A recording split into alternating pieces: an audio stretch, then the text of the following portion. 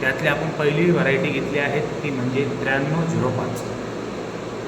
ही जी variety आहे ही मुख्यतः खरीप हंगामात घेतली जाते। ह्या व्हरायटीचे उत्पन्न साधारण 20 ते 25 क्विंटल प्रति हेक्टर असतं, म्हणजे 2.5 एकराला ही 20 ते 25 क्विंटल इतकं उत्पन्न देऊ शकते। त्यानंतर ह्या 9305 ह्या व्हरायटीचं आपण जर कालावधी बघितला तर हा 90 ते 95 दिवसाचा कालावधी ही व्हरायटी घेते। आणि ह्या व्हरायटीला पाण्याची गरज बघितली तर पाऊस जर चांगला असेल तर याला पाण्याची गरज नाही, परंतु आवश्यकतेनुसार आपण 1 ते 2 पाणी याला देऊ शकतो। याचे जर वैशिष्ट्य आपण बघायला गेलो तर ह्या व्हरायटीचे वैशिष्ट्य म्हणजे ही एक चांगली रोगप्रतिकारशक्ती असणारी व्हरायटी आहे। तसेच कीटकांना देखील या व्हरायटीपासून अल्पशा धोका नाही म्हणलं तरी चालेल।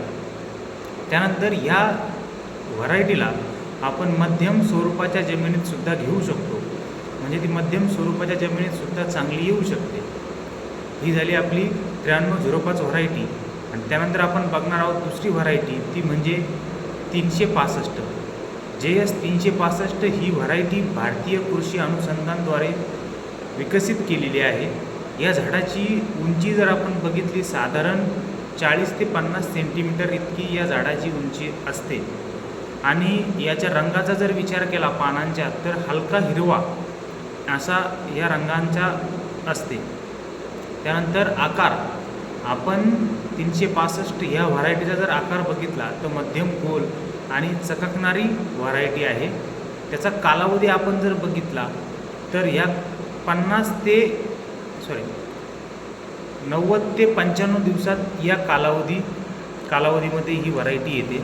त्यानंतर हिची उत्पन्न जर आपण बघितले तर 10 क्विंटल एकरी देण्याची क्षमता या व्हरायटीमध्ये आहे। आणि आपण हिचं रोगप्रतिकारशक्ती जर बघितली तर हिची रोगप्रतिकारशक्ती देखील चांगली आहे, कीटकांपासून संरक्षण करते, सहनशक्ती जास्त आहे। त्यामध्ये व्हायरस येलो मोजॅक जो व्हायरस आहे त्या व्हायरसला लढण्यासाठी हिच्यात मोठ्या प्रमाणात ताकद आहे। त्यानंतर हिचे बीज आपण टाकू शकतो एकरी तर बघितलं तर 35 किलोपर्यंत आपण हिचं बीज एकरी टाकू शकतो। आता आपण बघणार आहोत जी सर्वांनाच व्हरायटी माहिती आहे ती म्हणजे फुले संगम।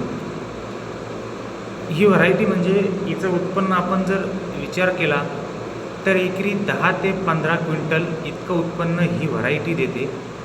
त्यानंतर जर हिचा आपण कालावधी बघितला तर लागवडीपासून ते काढणीपर्यंत ही व्हरायटी 100 ते 105 दिवसांचा कालावधी घेत असते।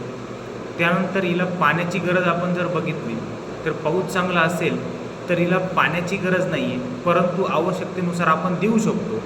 त्यानंतर हिला जर पाण्याचा ताण पडला, म्हणजे ह्या व्हरायटीला जर पाण्याचा ताण पडला तर शेंग फुटण्याचं प्रमाण देखील हिच्यात जास्त असतं, पान गळण्याचंही प्रमाण जास्त असतं। त्यानंतर त्याच्यामुळं हिला पाण्याचं नियोजन तुम्हाला योग्य प्रमाणात करावं लागेल।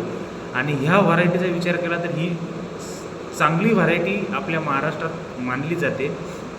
त्याचं म्हणजे हिला रोगप्रतिकारशक्ती देखील बरी आहे। काही अपवाद सोडले मागच्या वर्षीचे मोजॅकचे तर इतर ही व्हरायटी चांगल्या प्रकारे उत्पन्न देते। काही भागांमध्ये हिचा मोठ्या प्रमाणात येलो मोजॅकचा परिणाम दिसून आला, परंतु पश्चिम महाराष्ट्रात याचा जास्त प्रमाणात परिणाम दिसून आला नाही। तरी आपण जर हिचं जमिनीचं बघितलं कोणत्या जमिनीत ही चांगल्या प्रकारे येऊ शकते तर हिला बागायती जमीन ही अत्यंत पोषक मानली जाते। बागायती जमिनीत ही अत्यंत उत्तम प्रकारे ही व्हरायटी येऊ शकते। ही व्हरायटीच पश्चिम महाराष्ट्रासाठी तयार केली आहे, जेणेकरून आपला महात्मा कृषी विद्यापीठ फुले यांनी ही व्हरायटी तयार केली आहे। त्यानंतर ही मध्यम स्वरूपाच्या जमिनीत पण येऊ शकते, पण त्याला व्यवस्थित आणि पाण्याचं नियोजन केलं तर ही व्हरायटी मध्यम स्वरूपाच्या जमिनीला सुद्धा चांगलं उत्पन्न देऊ शकेल। धन्यवाद।